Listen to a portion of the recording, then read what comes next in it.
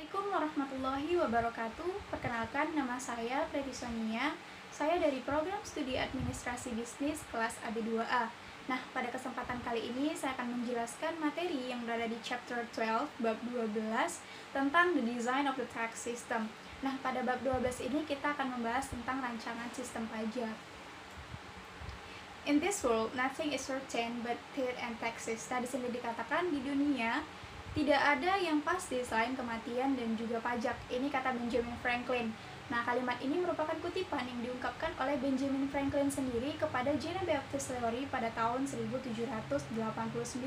Ungkapan ini merupakan hal yang realistis di masa kini. Kenapa demikian? Karena mengingat tidak ada seorang pun di dunia yang hidup tanpa pernah bersentuhan dengan yang namanya pajak. Nah, pajak dikenal di seluruh dunia dengan fungsi, peraturan, dan juga tarif yang berbeda di tiap negara di dunia. Namun, satu hal yang mustahil bila di negara tersebut tidak menetapkan pajak sama sekali. Taxes paid in Ben Franklin's time accounted for 5% of the average American's income. Adapun pajak yang dibayarkan oleh Ben Franklin itu mencakup 5% dari rata-rata pendapatan Amerika. And today, taxes account for up to a third of the average American's income. Nah, hari ini pajak itu menyumbang hingga sepertiga dari rata-rata pendapatan Amerika. Nah, di sini terdapat grafik pendapatan pemerintah sebagai persentase GDP. GDP itu sama dengan PDB. PDB itu adalah produk domestik bruto. Next, central government tax revenue as a percent of GDP. Nah, penerimaan pajak pemerintah pusat sebagian persen dari GDP atau PDB. Nah, sebelumnya PDB itu adalah produk domestik bruto yang merupakan nilai pasar semua barang dan juga jasa yang diproduksi oleh suatu negara pada periode tertentu. Nah, dapat kita lihat di sini ada beberapa negara, ada French, United Kingdom, Germany, Brazil, United States, Kanada, Rusia, Indonesia, Pakistan, Meksiko, and India. Next, the federal government, pemerintah federal. Nah, di sini dikatakan pemerintah federal Amerika Serikat mengumpulkan sekitar 2/3 dari pajak dalam ekonomi kita. Nah, sistem pemerintahan di Amerika Serikat itu mencakup pemerintahan federal, negara bagian, dan juga lokal. Sekitar 2/3 dari semua jenis pajak di Amerika diambil dari pemerintah federal. Cara pemungutannya pun bermacam-macam, diantaranya adalah pajak pendapatan perorangan, tarif pajak marginal, pajak gaji tetap, dan pajak keuntungan perusahaan. Sedangkan penerimaan pemerintah negara bagian dan lokal bersumber dari pajak penjualan dan pajak bumi bangunan atau pajak kekayaan. Next, the largest source of revenue for the federal government is the individual income tax. Nah, sumber pendapatan terbesar bagi pemerintah federal itu adalah pajak penghasilan individu. Nah, suatu pajak penghasilan pribadi itu adalah jenis pajak federal yang dipungut atas upah, gaji, dan jenis penghasilan individu lainnya. Sumber pendapatan terbesarnya bagi pemerintah itu adalah pajak federal itu sendiri. Pajak pendapatan federal itu digunakan untuk berbagai pengeluaran, mulai dari membangun dan memperbaiki infrastruktur negara hingga meningkatkan pendidikan dan juga transportasi umum serta menyediakan bantuan bencana. Next, tax liability, kewajiban pajak. With respect to paying income taxes, an individual's tax liability, or how much he or she owes, is based on total income. Nah, di sini dikatakan sehubungan dengan membayar pajak penghasilan, kewajiban pajak seseorang itu didasarkan pada total pendapatan. Jadi dalam hal ini, setiap individu itu bisa dikatakan pajaknya berbeda-beda. Oke, next, individual income taxes, pajak penghasilan individu. Nah, jadi di dalam pajak penghasilan individu ini ada tarif pajak marginal. Apa itu? The marginal tax rate is the tax rate applied to each additional dollar of income. Nah, tarif pajak marginal adalah tarif yang dikenakan pada penghasilan kena pajak untuk setiap dolar tambahan yang diperoleh. Nah, ini adalah sistem pajak progresif. di mana individu yang mendapatkan lebih banyak membayar lebih banyak pajak pula, sementara mereka yang berada di pajak penghasilan yang lebih rendah membayar lebih sedikit. Next, federal income tax rates. Nah, ini ada tarif pajak penghasilan federal pada tahun 1999, di mana di kolom yang sebelah kiri itu ada on taxable income, penghasilan kena pajak, dan yang di sebelah kanan itu ada the tax rate is, ada tarif pajaknya. Dapat kita lihat sama-sama. Next, the federal government and taxes. Pemerintah federal dan juga pajak. Nah, di sini yang pertama ada payroll taxes, pajak gaji. Pajak gaji itu adalah pajak atas upah yang dibayarkan perusahaan kepada pekerjaannya. Pajak gaji juga bisa disebut dengan PPh 21. Nah, PPh 21 sendiri adalah pajak atas penghasilan berupa gaji, upah, honorarium, tunjangan, dan pembayaran lain dengan nama dan dalam bentuk apapun yang sehubungan dengan pekerjaan atau jabatan, jasa, dan kegiatan yang dilakukan oleh pribadi subjek pajak dalam negeri. Nah, yang kedua ada social insurance taxes. Nah, di sini adalah pajak jaminan atau pajak asuransi sosial.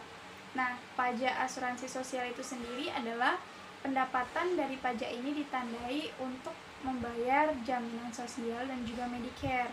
Nah, yang ketiga ada excise taxes, yaitu cukai. Mungkin udah sama-sama kita ketahui ya kalau yang satu ini, yaitu pajak atas barang-barang tertentu seperti bensin, rokok, dan juga minuman beralkohol. Next, di sini ada receipt of the federal government, penerimaan pemerintah federal pada tahun 1999. Nah, ada 4 kolom. Yang pertama ada tax, disitulah pajaknya, di mana di kolom tax itu terdapat individual income tax, social insurance tax, corporate income tax, and other. Lalu ada total. Nah, lalu lanjut amount, baru amount per orangnya, lalu percent of receipt. Nah, inilah dia persentasinya. Persen dari penerimaan 48%, 34%, 10%, dan other-nya itu 8%. Next. Nah, ini adalah diagram lingkaran daripada presentasi tadi, di mana individual income tax itu ada 48% sesuai sama tabel yang sebelumnya. Social insurance itu ada 34%, corporate tax, excise tax, and other. Next, federal government spending. Nah, lanjut, ini kita masuk ke pengeluaran pemerintah federal, di mana dikatakan government spending includes transfer payment and the purchase of public goods and service. Nah, pengeluaran pemerintah meliputi pembayaran transfer dan pembelian barang dan juga jasa publik. Nah, pembayaran transfer itu adalah pembayaran yang dilakukan oleh pemerintah kepada individu dan tidak memberikan imbalan balik terhadap pembayaran tersebut. Dengan kata lain, pembayaran transfer pemerintah itu merupakan pengeluaran pemerintah berupa subsidi ataupun tunjangan sosial.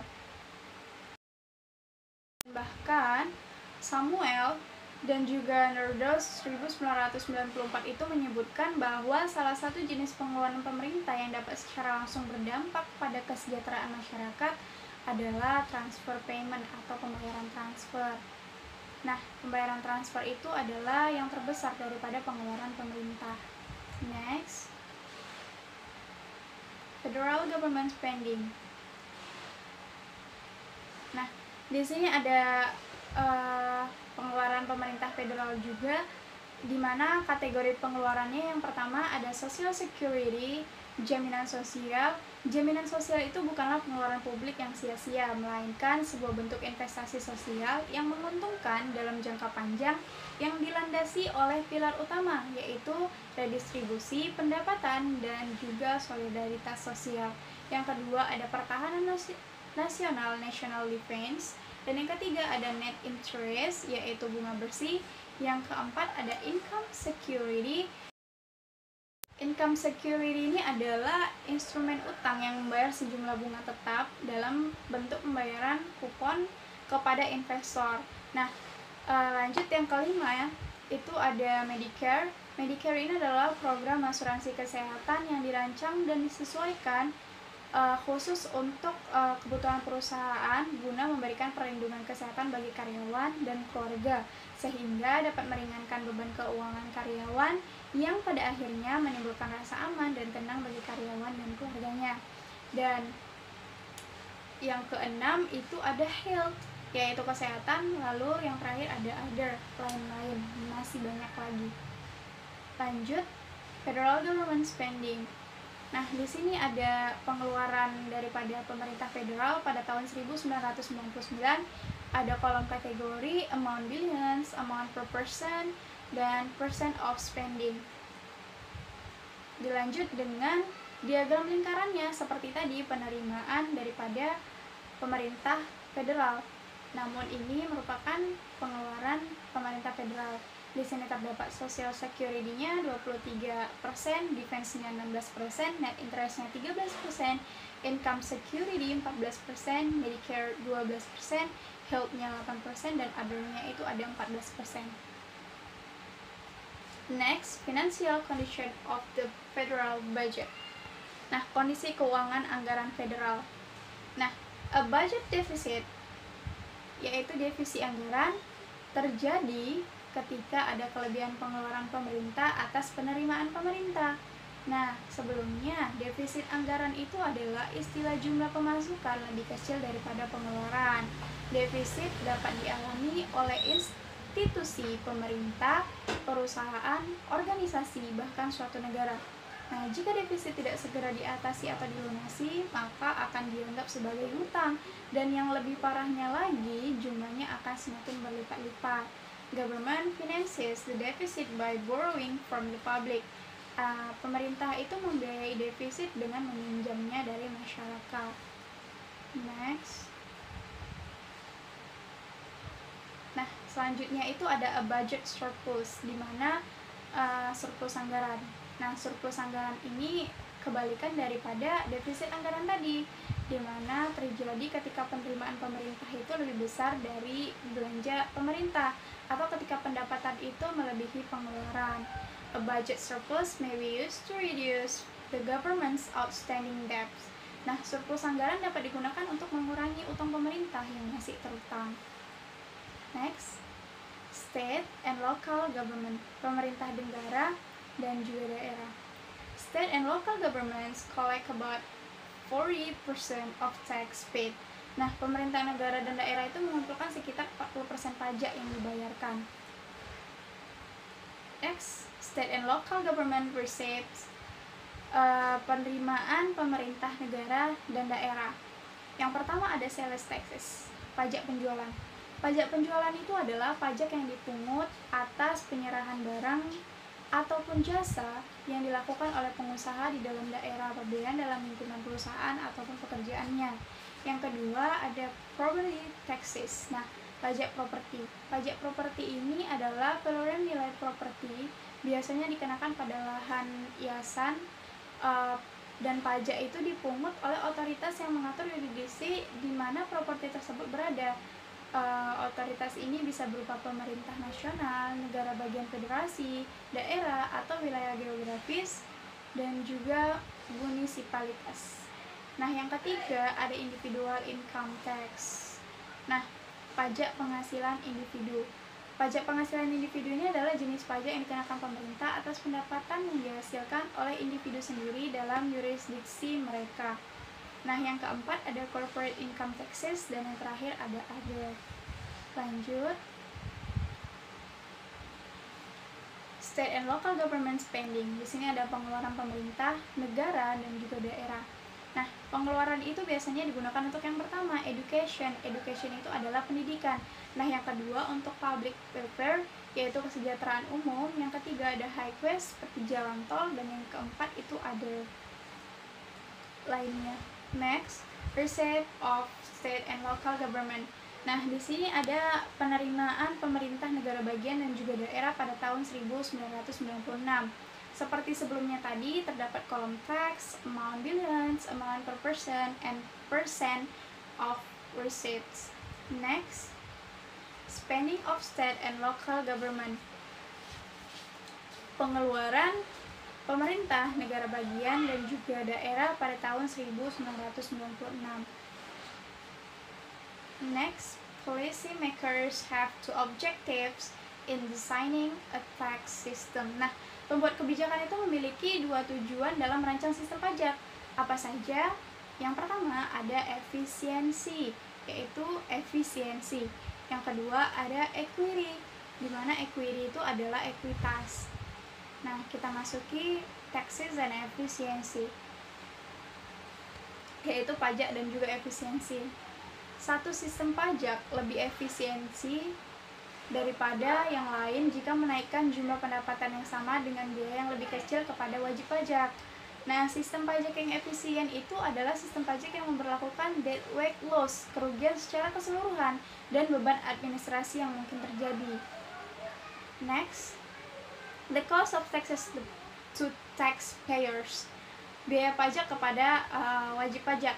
Nah, yang pertama itu ada tax payment itself, pembayaran pajak untuk diri sendiri ya.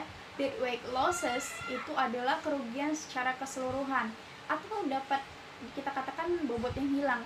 Ini merupakan jumlah kehilangan surplus produsen dan juga surplus konsumen baik karena kurang produksi atau kelebihan produksi.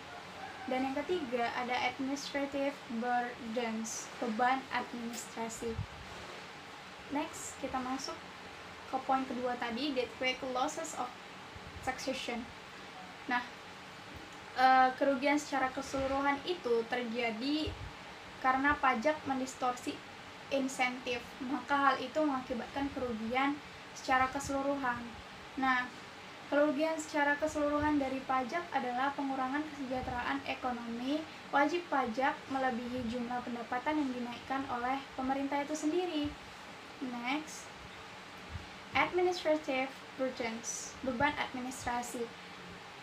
Complying with tax laws creates additional deadweight losses. Nah, mematuhi undang-undang pajak menciptakan kerugian secara keseluruhan.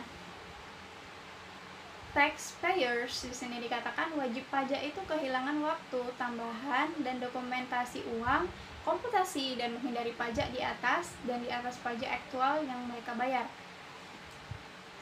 Lalu, beban administrasi dari setiap sistem perpajakan adalah bagian yang inefisiensi, tidak efisien yang diciptakan.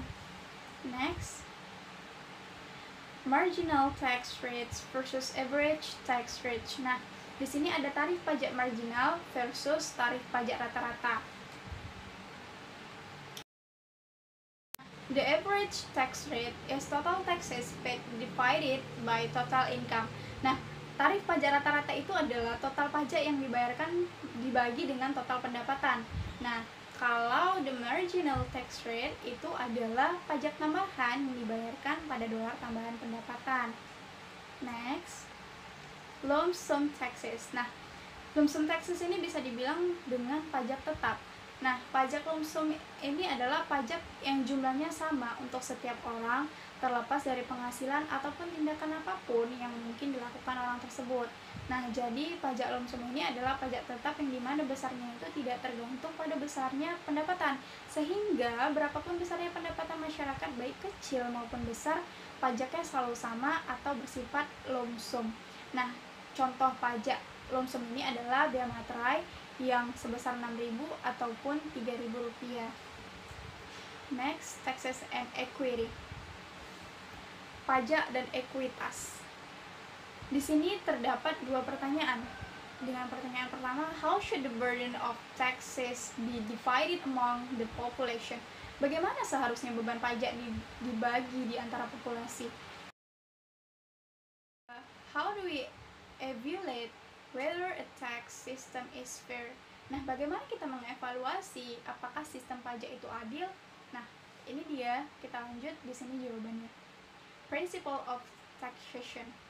Yang pertama ada benefits principle, yaitu prinsip manfaat, dan yang kedua ada ability to pay principle, yaitu prinsip kemampuan bayar.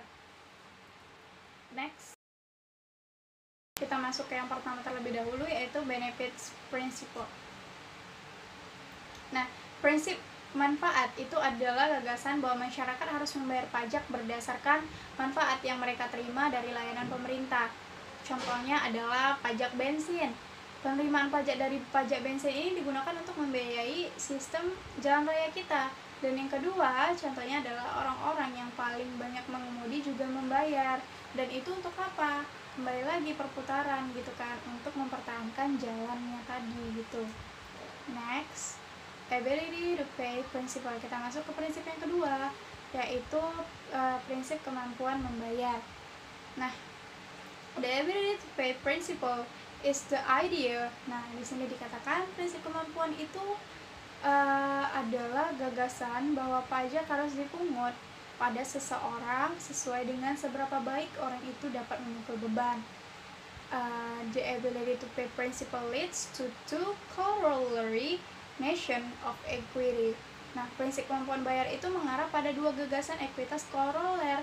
Yang pertama, ekuitas vertikal, dan yang kedua ada ekuitas horizontal. Next, kita masuk ke vertical equity. Ekuitas vertikal.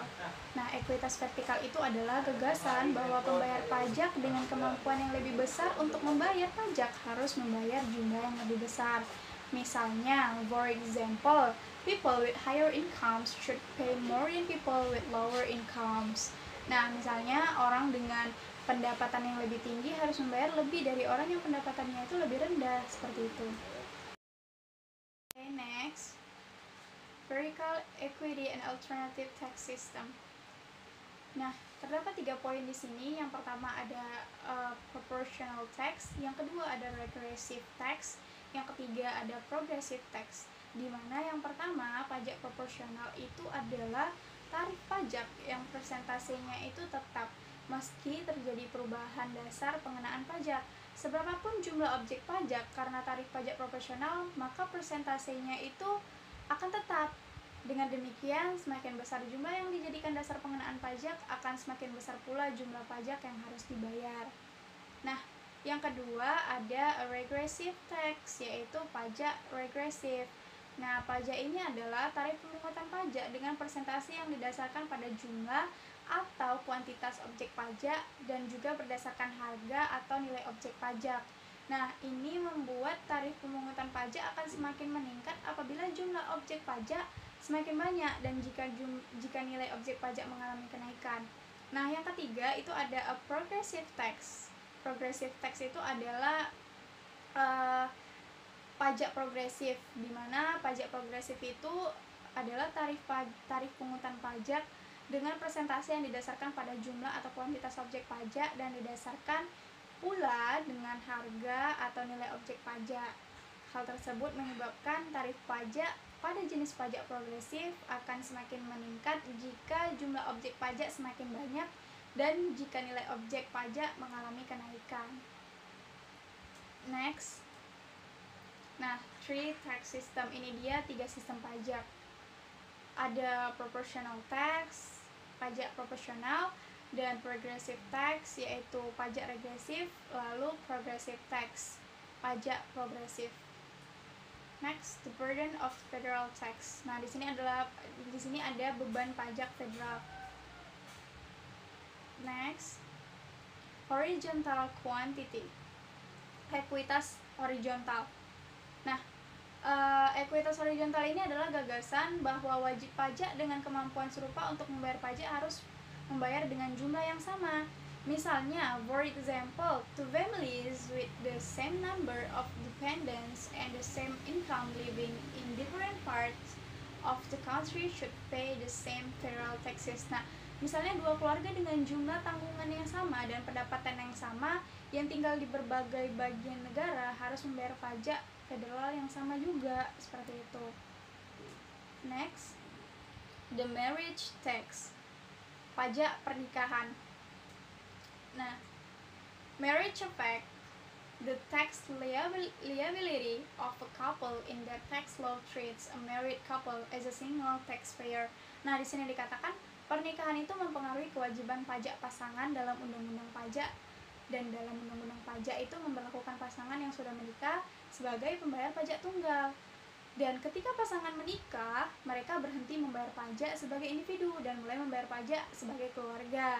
Nah, jika masing-masing memiliki penghasilan yang sama, maka total kewajiban pajak mereka naik ketika mereka menikah.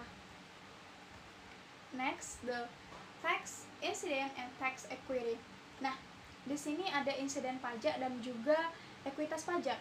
The difficulty in formulating tax policy and balancing the often conflicting goals of efficiency and equity. Nah, kesulitan dalam merumuskan kebijakan perpajakan itu adalah menyeimbangkan tujuan, efisiensi, dan pemerataan yang sering bertentangan. Nah, studi tentang siapa saja yang menanggung beban pajak itu adalah pusat untuk mengevaluasi pemerataan pajak, dan penelitian ini disebut dengan insiden pajak. Next, flypaper theory of tax incident. According to the flypaper theory, the burden of a tax like a fly on flypaper sticks wherever it first land. Nah, menurut teori flypaper, beban pajak itu seperti lalat di flypaper, menempel dimanapun saat ia pertama kali mendarat. Next, the flat tax. Ini adalah pajak tetap. First proposed by economist Robert Hall in the 1980s. Nah, pertama kali diusulkan oleh ekonom Robert Hall pada tahun 1980-an. Lalu diusulkan sebagai alternatif untuk sistem pajak saat ini. Dan a single low tax rate would apply to all income in the economy. Nah, tarif pajak tunggal dan rendah akan berlaku untuk semua pendapatan dalam ekonomi. Next, proposed benefit of the flat tax, usulan manfaat pajak tetap.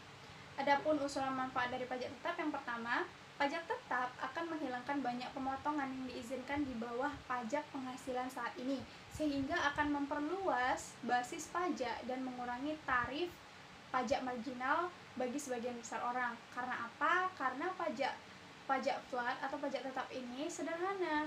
Beban administrasi perpajakannya akan sangat berkurang dikarenakan hal itu. Next, poin yang kedua, karena semua wajib pajak akan dihadapkan dengan tarif pajak marginal yang sama, pajak dapat dikumpulkan pada sumber pendapatan. Dan yang keempat itu, usulan manfaatnya itu yaitu pajak tetap akan menggantikan pajak penghasilan pribadi dan perusahaan, dan akan menghilangkan pajak ganda saat ini dari keuntungan perusahaan. Dan poin yang terakhir yaitu the flat tax could increase the incentive to save. Nah, pajak tetap itu dapat meningkatkan insentif untuk menabung. Itu. Nah, mungkin hanya ini yang dapat saya sampaikan mengenai materi kita yang berada di bab 12 tentang rancangan sistem pajak. Demikian, saya mohon maaf bila mana saya ada salah kata, salah penyebutan, salah tingkah laku. Saya mohon maaf, kepada Allah saya mohon ampun. Saya tutup, wabillahi taufiq wal hidayah. Wassalamualaikum warahmatullahi wabarakatuh.